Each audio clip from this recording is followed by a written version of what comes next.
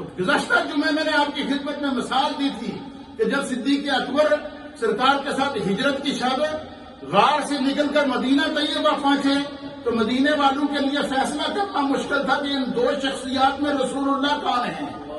کہتے ہیں رب کعبہ کی قسم چہرہ صدیق میں بھی چہرہ مصطفیٰ نظر آ رہا تھا. لوگ رسول اللہ کو چھوڑ کر جب صدیق اکبر کی طرف بڑھے تو سیدنا صدیق اکبر نے اپنا امامہ اتارا, اس کی چادر کو کھولا, اس طرح پھیلا دیا کہ میں تو خادم ہوں, انہوں نے مجھے اپنے رنگ میں رنگا ہے. اللہ نے پھر اس کی گواہی دی. اللہ فرماتا ہے وَسَيُجَنَّبُهَا الْأَتْقَى کہ جہنم کی آگ سے دور رکھا جائے گا وہ شخص اتقا جو سب سے زیادہ متقی ہے. اور یہ آیت کس کے حق میں نازل ہو رہی ہے؟ صدیق اکبر کے حق میں. اور صدیق اکبر تو ایمان لانے سے پہلے بھی تو صدیق ابو بکر ہی تھے نا. ایمان لانے سے پہلے بھی تو ابو بکر تھے نا. جب صدیق اکبر حضور پر ایمان لائے تو اس وقت صدیق اکبر کی عمر مبارک پتہ ہے کتنی تھی؟ 38 سال. کتنی عمر تھی؟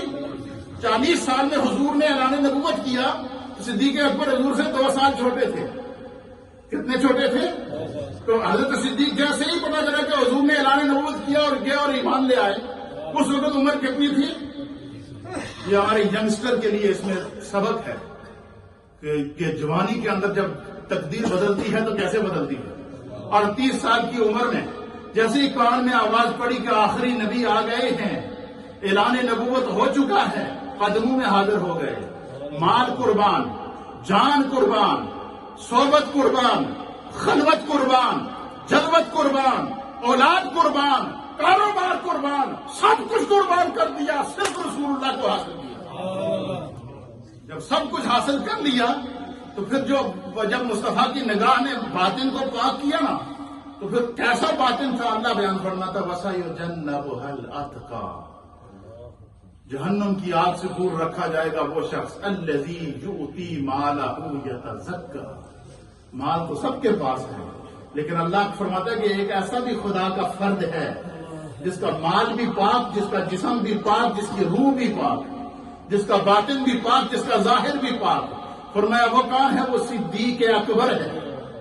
فرمایا کہ وہ جو بھی اللہ کے راستے میں خرچ کرتا ہے وہ فرمایا دکھاوے کے لیے نہیں کرتا, اس نے اپنی محنت کو ختم کر دیا ہے. خدا اس کو بیان فرماتا ہے وَيُزَكِّيهِمْ مصطفیٰ ان کو پاک کر دیتے ہیں. تو سرکار غوث اعظم رضی اللہ تعالیٰ جو آپ جس طرف لے جانا چاہتا تھا کہ جسے قرب مصطفیٰ اور قرب خدا مل جائے تو پھر وہ آلات کا محتاج نہیں رہتا, میڈیا کا محتاج نہیں رہتا, وہ دنیا کے بڑی سے بڑی ترقی کا محتاج نہیں رہتا. تو غوث اعظم کہتے ہیں کہ میں زمین پر بیٹھ کر لوح محفوظ کو دیکھتا ہوں تو کیا یہ انہوں نے اپنی روح کو پاک کیا. اس روح کے اوپر جب غوث پاک نے درس دیے اس کے اوپر انشاءاللہ میں آئندہ جمعہ آپ کی خدمت میں پیش کروں گا. لیکن مجھے آپ لوگوں کی تھوڑا ذوق چاہیے. میں بڑی محنت کر کے پورا ہفتہ لگا کے دروس تیار کرتا ہوں, پورا ہفتہ. اور ہر جمعہ آپ کو نئی گفتگو ملتی ہے نہیں سننے کو, لیکن اس کے لیے آپ لوگوں کا تعاون چاہیے. اور صرف اتنا تعاون چاہیے کہ تھوڑا پہلے آ جائے آپ.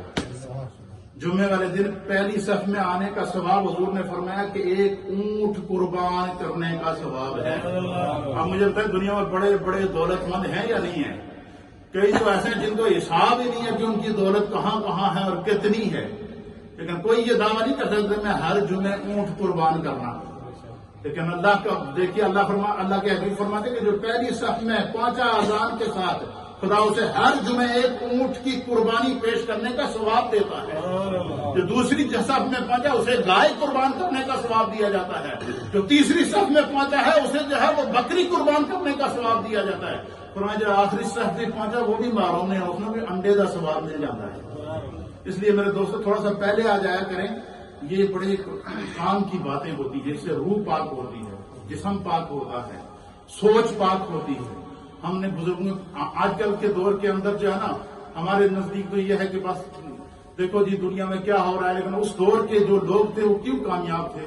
وہ آ کر اولیاء اللہ کی صحبتوں میں بیٹھتے تھے, وہ اہل اللہ کی بارگاہ میں بیٹھتے تھے. حدیث کے اندر آتا ہے کہ نبی پاک صلی اللہ علیہ وسلم جب تشریف فرما ہوتے تو صحابہ اکرام آپ کے سامنے دو زانو ہو کر سروں کو جھکا کر دست بستہ بیٹھتے تھے. اور سر اس طرح جھکایا ہوتا تھا کہ حدیث کے اندر آتا ہے کہ گوئے جس طرح کے ان کے سروں پر پرندے بیٹھے ہوئے ہیں کہ سر کہیں ہلایا تو پرندہ اڑ نہ جائے، کوئی پرندہ نہیں تھا، وہ ادب مصطفیٰ تھا۔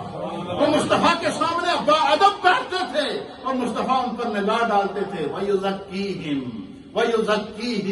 وَيُعَلِّمُهُمُ الْكِتَابَ وَالْحِكْمَةَ، مصطفیٰ انہیں کتاب کی بھی تعلیم دیتے تھے، حکمت کی بھی تعلیم دیتے تھے، ان کے ظاہر کو بھی پاک کرتے تھے، ان کے باطن کو بھی پاک کرتے تھے۔ انشاءاللہ آئندہ جمعہ آپ کی خدمت میں روح کی حقیقت جو غوث پاک نے قرآن و حدیث کی روشنی میں پیش کی ہے، اور پھر اس روح کی غذا کیا ہے، اس روح کے اندر جو اللہ کے انوار جب آ جائیں تو پھر یہ روح انسان کو کہاں سے کہاں تک لے جاتی ہے، اس پر ہم گفتگو کریں گے۔